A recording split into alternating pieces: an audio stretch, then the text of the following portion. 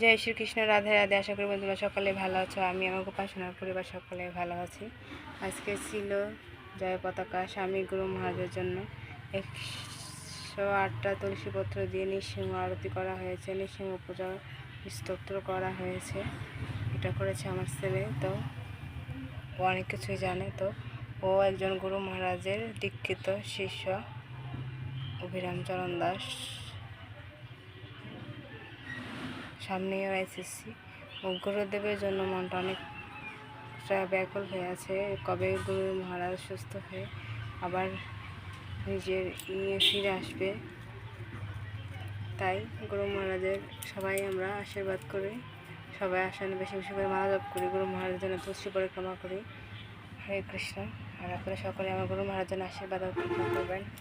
রাধারানী, শ্রীমতী, মায়াপুরের পঞ্চতত্ত্ব ভগবান, নৃসিংহ ভগবান, জগন্নাথ, বলভদ্র, সুভদ্র, মহারানী, বন্ধুত্ব, অষ্টসখী, সীমার মহাপ্রভু, গৌরাঙ্গ, সবার কাছে কৃপা প্রার্থনা করবেন। হরে কৃষ্ণ, রাধে রাধে। আপনারা যে মায়াপুরের ঘাট থেকে আমি এনেছিলাম সেই গৌরনীতাই দর্শন করুন। হরে কৃষ্ণ, রাধে রাধে। কৃষ্ণ বলরামকে দর্শন করুন, নতুন সিঙ্গার হয়েছে। আর আপনারা বেশি বেশি করে মালা জপ হরিনাম করবেন।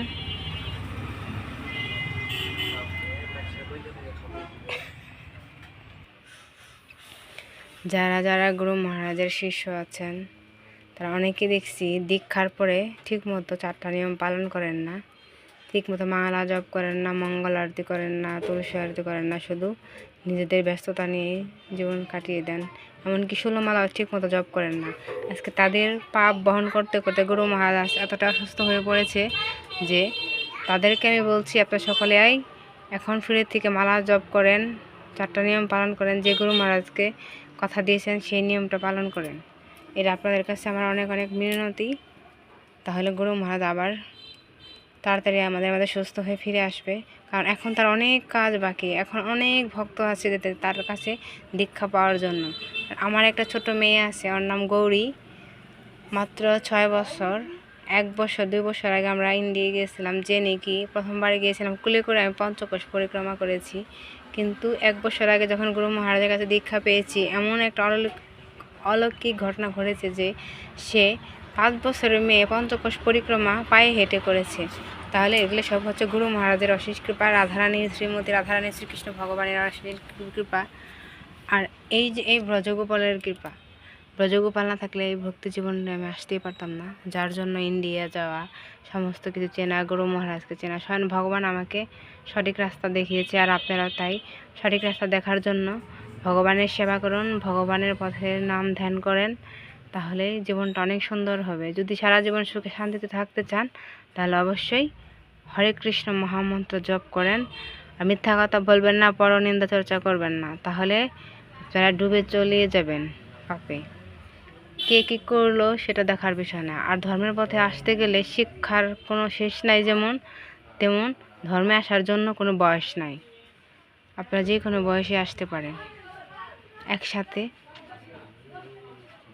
আর আমার গুরু মহারাজের জন্য সবার কাছে মিনতি, আপনারা যারা দীক্ষিত আছেন বা আকাঙ্ক্ষিত বা যারা ভক্ত না, তারা অবশ্যই আমার গুরু মহারাজের জন্য বেশি বেশি করে মালা জপ করবেন। এটা আপনার কাছে রিকোয়েস্ট। পারলে পরে তুলসী পরিক্রমা আমার গুরু মহারাজের জন্য করবেন। হ্যাঁ, হচ্ছে অন্তর্জামিন, সে মানুষের হৃদয়ের কষ্ট বুঝতে পারে। নাহলে আমার মতো অতি একটা সাধারণ মানুষকেও সে দীক্ষা দিয়ে দিয়েছে। আমার কি কোনো যোগ্যতা আছে দীক্ষা পাওয়ার? কিন্তু সে আমার কষ্টটা বুঝতে পেরেছে যে আমার খুব ইচ্ছে ছিল যে আমি গুরু মহারাজের কাছ থেকে দীক্ষা পাবো। মনে মনে অনেক আশা ছিল, কিন্তু সেই আশাটাও পূর্ণ হয়ে গেছে। আজ 1 বছর 3-4 মাস হয়ে গেছে আমি দীক্ষা পেয়েছি। গতবার ব্যাস পূজায় আমি গুরু মহারাজের কাছে অশেষ কৃপা লাভ পেয়ে দীক্ষা পেয়েছি। তারপরে এই ব্রজগোপালকেও পেয়েছি গুরু মহারাজের কৃপায়। গুরু মহারাজের কৃপা না থাকলে পরে এটা কখনোই সম্ভব হতো না।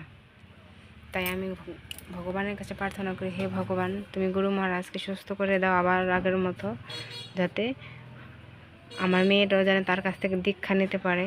আমার মেয়ের নাম হচ্ছে গৌরী দাস, কেবল 5 বছর, যে 6 বছর পা দিয়েছে। আর আমার ছোট্ট একটা মেয়ে, সেও গুরু মহারাজের জন্য মালা জপ করে। ভগবান তুমি তার কথাটা অবশ্যই শোনো। সে গুরু মহারাজের কাছে দীক্ষা নেবে বলে প্রতিজ্ঞা করেছে।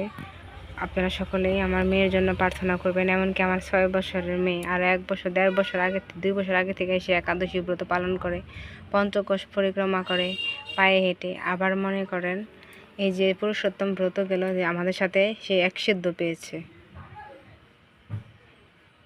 আবার মনে করেন আমরা চন্দ্রনাথ পাহাড়ে গিয়েছিলাম, সেখানেও সে ঝড় বৃষ্টির মধ্যে শ্রাবণ মাসে হাঁটে হেঁটে সেই পাহাড়ের উপরে গিয়েছিল। কিন্তু অলৌকিক ঘটনা বলতে হচ্ছে যে আমি আমার ছেলের জন্য আমার জন্য 2টা লাঠি কিনেছিলাম, কিন্তু আমার মেয়ের জন্য কিনতে পারিনি।